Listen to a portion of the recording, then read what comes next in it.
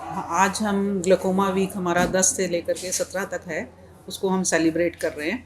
और इसके तहत हम अवेयरनेस प्रोग्राम चलाते हैं। जितने भी जो लोग हमारी ओपीडी में आते हैं उनको इसके लिए जागरूक करते हैं कि काला मोतिया क्या है, ताकि क्योंकि ये एक ऐसी बीमारी है जिससे कि प्रोटेक्शन या प्रिवेंशन जिसकी जितनी हो जाए उतना अच्छा है। अदरवाइज़ जो नज़र चली जाती है वो वापस नहीं आती है।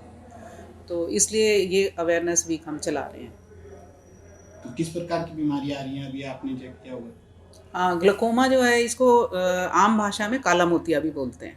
काला मोतिया जो है ये आँख की एक ऐसी बीमारी है जिसमें कोई लक्षण नहीं आते और धीरे धीरे मरीज़ की नज़र कमज़ोर होने लगती है। और जब तक उसको पता लगता है कि मेरी नज़र कमज़ोर हो गई है और वो डॉक्टर के पास चेक करवाने आता है, तब तक काफ़ी नुकसान हो चुका होता है। आँख में पीछे एक नस होती है जिसका काम होता है देखने का।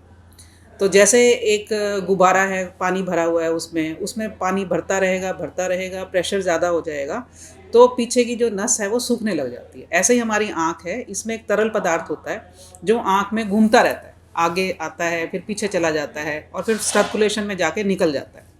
इस बीमारी में क्या होता है कि उसमें एक रास्ता जो निकलने का है वो बंद हो जाता है। तो धीरे धीरे आँख के अंदर प्रेशर इतना बढ़ जाता है कि वो बिल्कुल सख्त हो जाती है और पीछे जो हमारी नस होती है उसमें छोटी छोटी तंत्रिकाएं होती हैं, जैसे कि तारें होती हैं, उसमें छोटी छोटी तारें हैं। तो धीरे धीरे वो नस की कुछ तारें जो हैं वो सूखने लग जाती हैं और आँख में देखने का जो काम होता है वो धीरे धीरे अंधता की तरफ जाता रहता है। एहतियात के तौर पर क्या करें?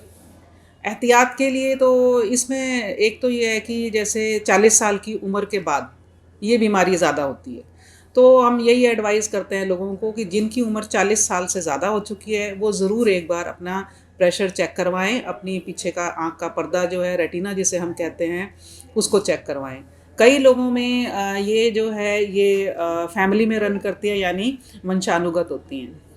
तो अगर किसी के फैमिली में ऐसी हिस्ट्री है काला मोतिया की तो उनको भी ज़रूर अपनी आँख को साल में एक बार चेक करवाना चाहिए।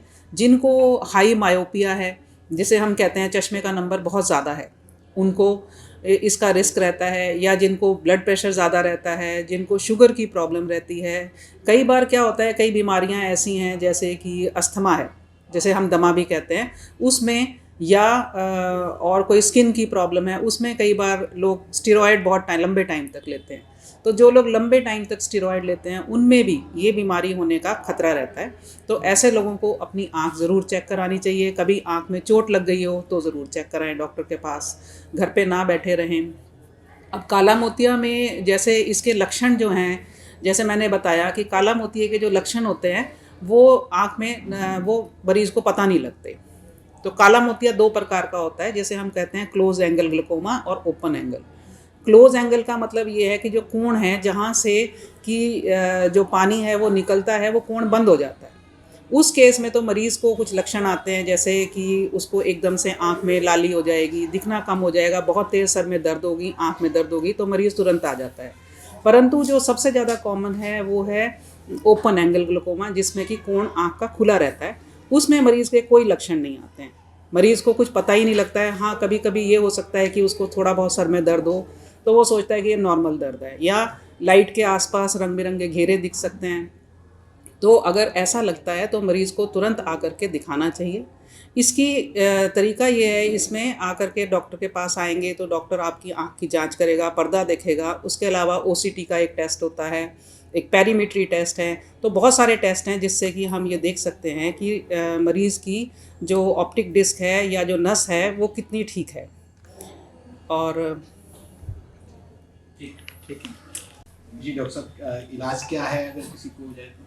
जी, इसका इलाज जैसे मैंने बताया कि अगर एक बार जो रोशनी चली जाती है वो वापस नहीं आती है, तो इसका इलाज बहुत ज़रूरी है और एक लंबे टाइम तक चलता है। इसमें पहले तो हम दवाइयाँ देते हैं मरीज़ को, आँख में डालने की दवाइयाँ हैं। अगर तो मरीज़ की प्रेशर उससे कंट्रोल रहता है तो बहुत अच्छा है। अगर मरीज़ का प्रेशर उससे कंट्रोल नहीं रहता तो दूसरा तरीका है लेज़र। लेज़र से भी अगर उसको प्रेशर कंट्रोल नहीं रहता तो फिर तीसरा तरीका है सर्जरी। तो इनमें से पहला तरीका जो है वही सबसे अच्छा है। और पर जब तक डॉक्टर बोले ये दवाई लंबे टाइम तक पूरी उम्र भर डलती रहनी चाहिए, तो इसका ज़रूर ध्यान रखें कि बीच में ये दवाई छोड़ें।